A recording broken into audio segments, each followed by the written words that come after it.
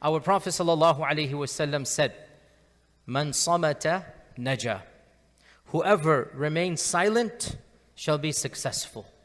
Whoever adopts the policy of being quiet, whoever learns the art of not speaking, man samata. Samata is a verb.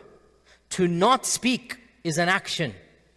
To not speak requires effort. For many of us, not speaking requires much more effort than speaking. For many of us, to close our mouth requires a more jihad than opening the mouth and blurting things out. And our Prophet ﷺ reminded us, Man samata naja. Memorize this beautiful hadith. And from this, obviously, it was the akhlaq of our Prophet ﷺ to maintain long periods of silence. He wouldn't speak frequently. He wouldn't constantly be talking.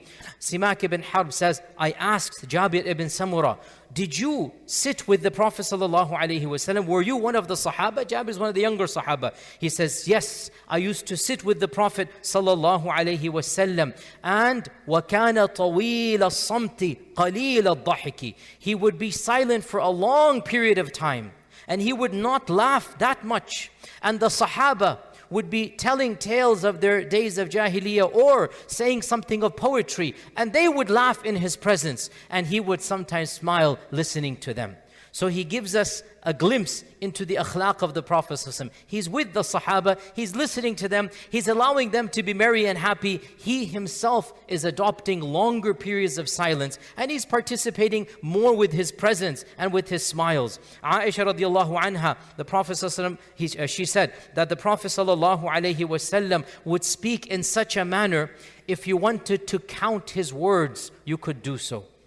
He would speak in such a manner, when he said something, if you wanted to just count on your fingers how much he spoke, you could do so. In other words, when he spoke, it was poignant, succinct, short, concise. It was to the point, and he didn't go longer and longer. And this has been a well-known characteristic of the people of wisdom and knowledge, even beyond our religion. It is a universal characteristic of wisdom, not just within our faith. Universal characteristic of being intelligent, that you diminish blabbering and speaking, and you speak only when you need to, and you choose silence over extra speech. One of the Sahaba said, when you see a person who has no love for this dunya and whose speech is very little, then accompany that person, for Allah has given him wisdom.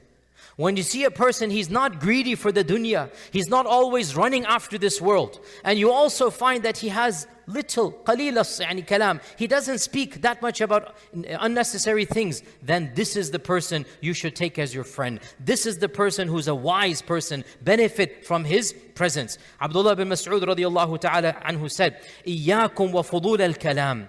I warn you from constantly talking. I warn you from unnecessary talk, because it is only enough, so it is sufficient, he said, not because. It is sufficient for a man that he conveys what he needs to and then is silent.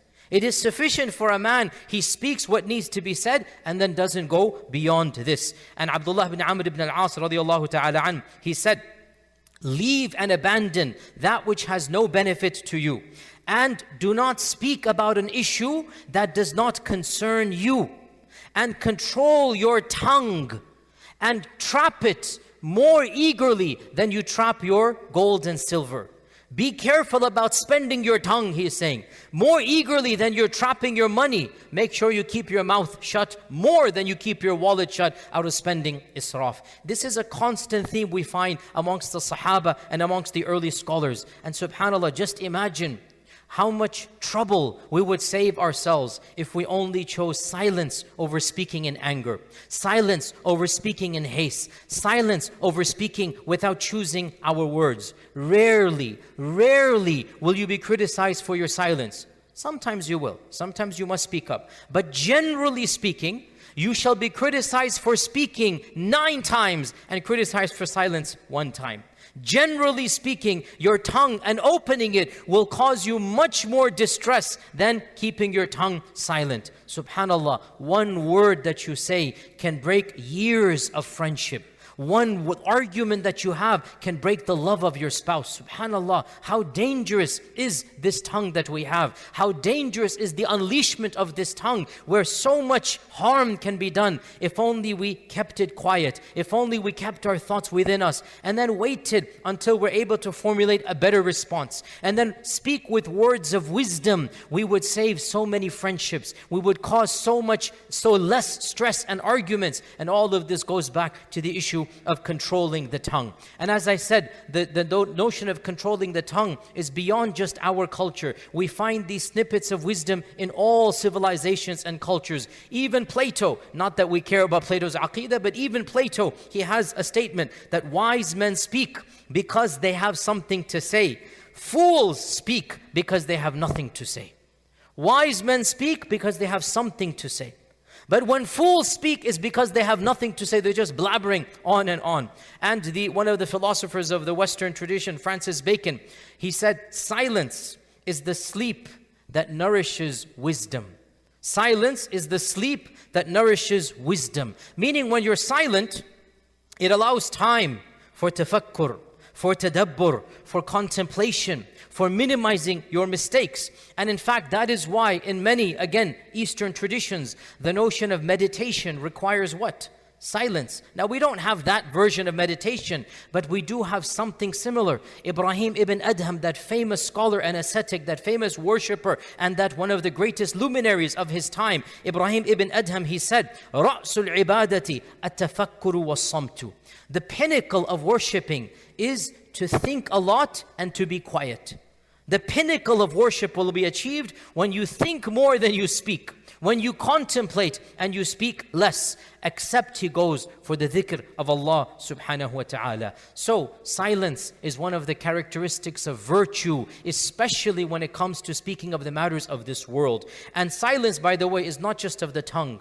In our days, silence must also be used by our fingers, social media, Facebook, Twitter, writing an email. This too, silence. You have to think before you type. Think before you tweet. Think before you put a Facebook status up there. Think and do not ever write or tweet or speak in a state of anger. Calm down. Collect your thoughts. Think about the wordings you're going to use and then reply back.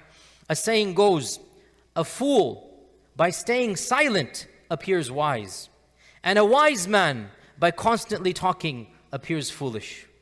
A fool, by staying silent, people might think you're wise. Khalas, you're going to give the false impression. But a wise man who constantly talks, he's going to appear to be foolish. The benefits of silence are many. Of them, you cultivate wisdom. It is a sign of Iman, because our Prophet ﷺ said, of the perfection of Iman is to leave that which is of no concern to you. It is a sign of good akhlaq. It is a mechanism of protecting one from hurting the feelings of other people. It allows you time to formulate a better response. It brings about a positive impression amongst the people. And most importantly, it saves you from the fire of hell and causes you to earn the pleasure of Allah subhanahu wa ta'ala. Brothers and sisters, silence is an art. Silence must be trained. You must push yourself to be silent. You must learn the art of controlling your tongue. Next time you feel like speaking, think before you speak. Our final point, inshallah ta'ala, or 2 points. Number one, all of this silence is meant in the world, in the affairs of the dunya. Ask for the affairs of the akhirah. Ask for dhikr of Allah and the Quran. Ask for maw'idah and preaching and teaching. Obviously, that is not the type of silence that we are talking about. Ibn Abdul Barr, the famous scholar, said that the kalam that comes in good from doing dhikr of Allah, from the reciting of the Quran, from doing good deeds, from preaching, from bringing people together and bringing reconciliation, this is much better than being quiet. So when you do say something to bring people together, their friendships are broken, you bring them together, dhikr of Allah, the Quran, this is not what we are talking about. And the second point, and the final point, inshaAllah ta'ala, is that, as Mu'adh ibn Jabal said, that كلم الناس قليلا وكلم ربك كثيرا. كلم الناس قليلا. Speak to people قليل. وكلم ربك كثير. And speak to your Lord plentifully. How do you speak to your Lord?